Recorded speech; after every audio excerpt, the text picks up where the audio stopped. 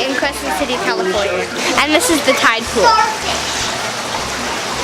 So now, are you? Yeah. Me too. Yes, you can. Yes, you can touch everything in here. Yes, the sea anemones do try stinging you. But doesn't hurt. But our skin's too thick, you can't feel it. But they're animals and they're cousins to jellyfish.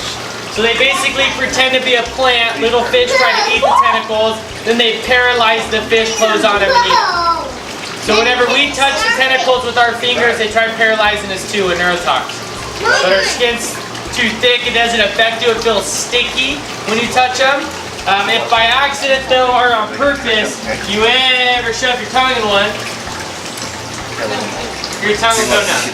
Which seems weird and strange, but if you did have a bad toothache or you ever needed to numb your mouth up instantly, you take a bite out of one and chew on it, your whole mouth is going numb like Novocaine. It literally tries to paralyze you. And it's so weirdly squishy around the edges.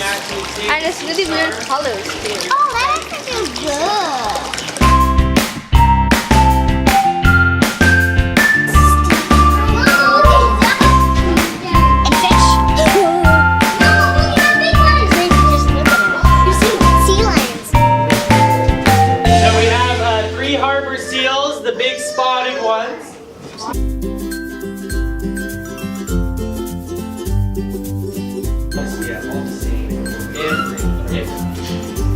He just uses his claws and his face is on the side of his shell. Did you notice crabs always walk sideways, but they can see in front of them? That's interesting. Well, they can see over that way even though they're walking sideways and their face is toward the front, but they can see, I think they can see sideways. That's weird, they can reach lengths up 20 feet. What do you think? You want to swim in there with them? No. I want to pet them. Okay.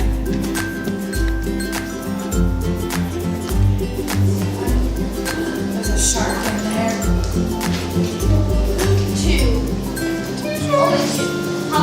Rough, we're not going to pull on the tails. We're going to pet with nice, soft, open hands. Trees and sharks. Touch his mouth. Thousands of sharks every year. Touch him back here. Every year. I know. Oh, he's soft. Alright. I want to pet the big one now. I pet the first one, time to pet the second one. Oh, she likes that. She likes that you're... I haven't felt it yet. Okay. I read in the book once that if you pet towards their head, it feels a little bit sharp. And it did, and they don't like that. I just forgot, obviously. And if you put towards their tail, it feels soft. So I just did both, and when I did towards head, he moved.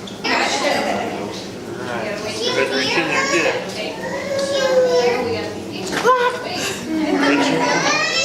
Oh, look, he moved now. I'm out. Yeah. It felt kind of weird, the shark did, but I got a little bit scared.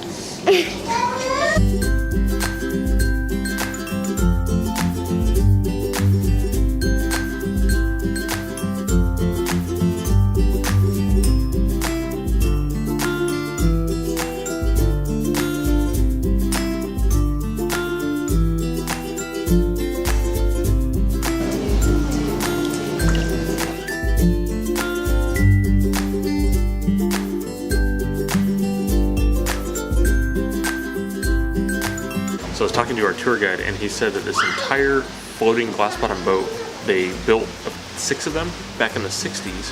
It was going to be the next tourist attraction. They would float through the harbor, they'd have scuba divers out in the bay collecting different things out of the bay and showing it to the windows so that all the tourists could see everything that was going on underneath the water. So they do tours out and around the bay and everybody would come out to see them. But right in the late 60s and early 70s was when SeaWorld started. They started capturing animals and putting them in a easier to see format, and so that's why these glass bottom boats never really took off as the next big thing. So right here in front of us is our 13-year-old named Wyatt. Wave hello!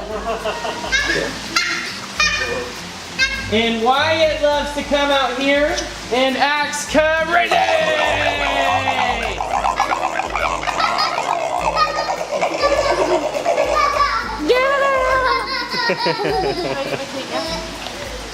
Is that funny? Sometimes when the sunshine comes out, he just wants to sunbathe all day, which he can do normally, but he likes to still pretend he doesn't feel good. So he'll cough, good, snort. Says, Ryan, my stomach's killing me. Whee!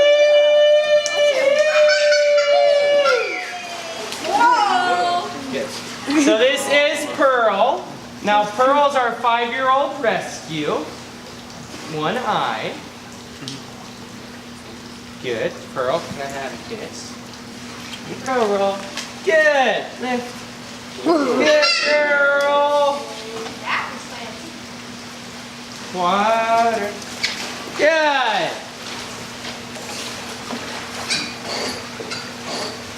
Hey, Pearl. So Pearl's gonna hit that reddish ball hanging above the pool for you. Ball touch! Good! Arr, arr. Arr.